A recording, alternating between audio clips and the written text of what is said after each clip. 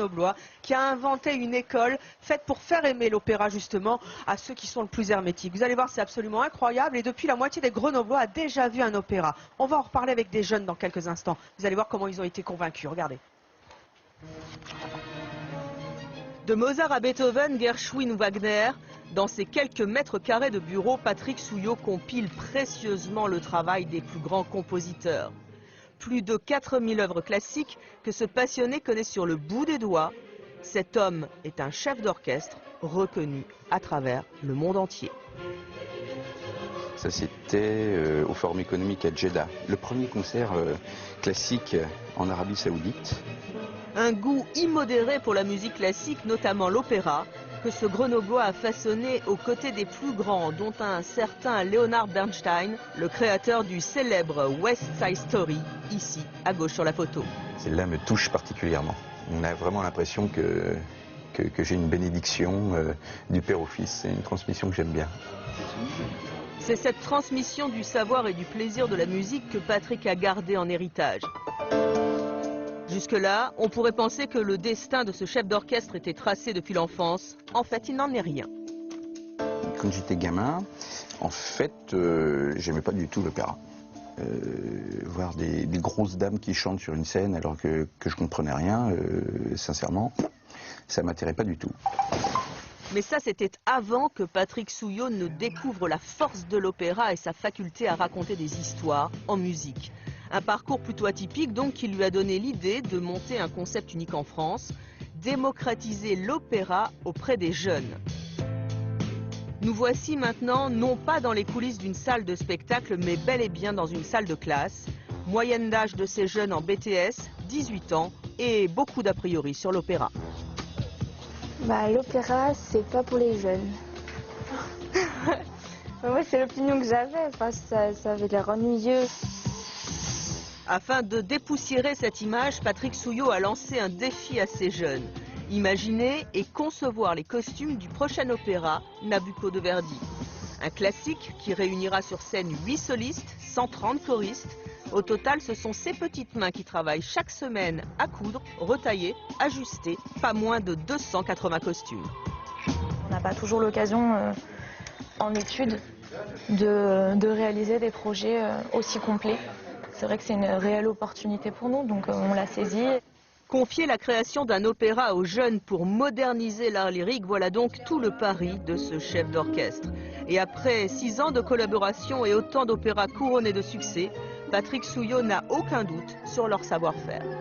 J'ai toujours une passion pour les artisans et quand je vois des jeunes qui savent faire des choses avec leurs mains, ça me rassure. Je me dis qu'ils ont un vrai métier entre les mains et que ils ont de l'or. Ils ont vraiment de l'or entre les mains.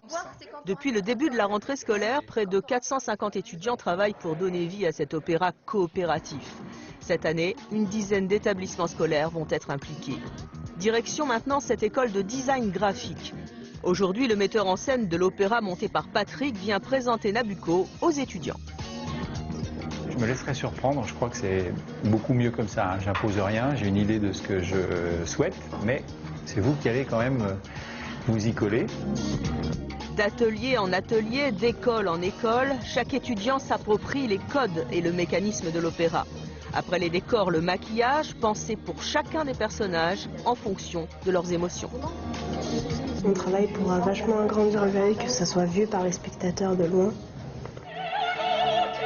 Et voilà le résultat sur scène, plusieurs mois de travail pour tous ces étudiants. Grâce à ce chef d'orchestre particulier, le public grenoblois qui va à l'opéra a doublé en 5 ans et 2500 jeunes ont découvert une musique inconnue, jusque-là absente de leur playlist. Voilà, et ce chef d'orchestre si particulier n'a pas pu être avec nous car il est ailleurs bien sûr. Et nous avons le directeur du développement qui est un tout jeune homme de 27 ans, c'est Benjamin. Benjamin, alors vous avez une histoire particulière, école de commerce, violoniste à la base, vous êtes devenu directeur du développement de cette fabrique.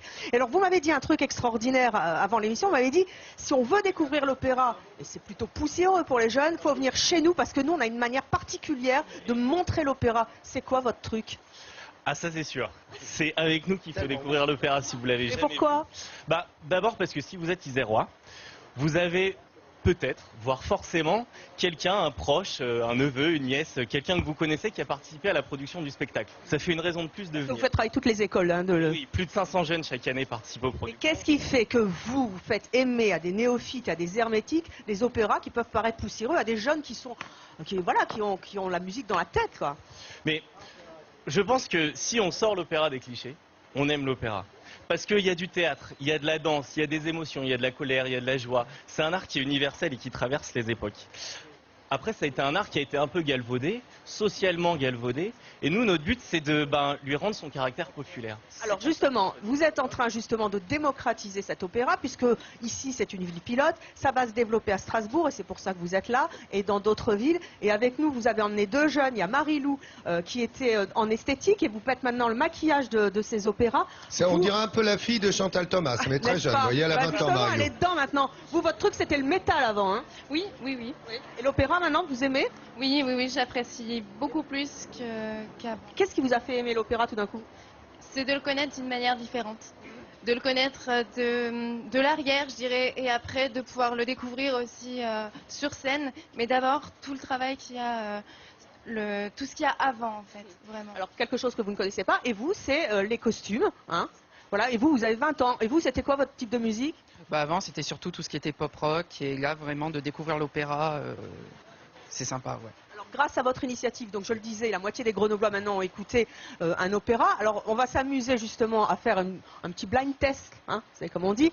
Donc, je vais vous faire passer des musiques. Vous jouez aussi, hein, en Ouais, plateau. d'accord, attends, ça voulait dire un truc. Moi, je trouve ça magnifique ce qu'il fait, le C'est monsieur. absolument génial. Parce on est d'accord, voilà. Il y a plein d'initiatives en ce moment qui font qu'on veut aller découvrir l'opéra et le faire découvrir. Les retransmissions de New York en France au cinéma avec des sons magnifiques et tout ce que vous faites. Moi, je trouve ça mais magique. Ouais, bravo. C'est énorme. Félicitations. Et tout d'un coup, c'est vrai que l'opéra se démocratise un peu comme le fait la Grande-Bretagne. Ce qu'était l'opéra de Mozart, c'était un opéra hyper populaire. Alors justement, si on passe ces 4 extraits de musique, j'espère que le car régie et Fred, notre réalisateur, sont prêts. On va passer un premier extrait, vous allez jouer avec nous, on va essayer de reconnaître, d'accord? Allez, c'est parti.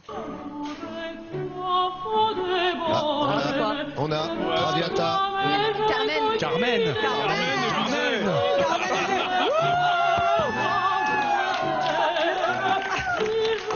Laurent Boyer, diplômé en musicologie. Maîtrise de musicologie, tu sais quoi? Une maîtrise sur Péléas et Mélisande de Debussy. Vous voyez un petit peu le Deuxième problème. extrait. On écoute? Revu par Debussy. Alors? Nabucco. Nabucco. Bravo!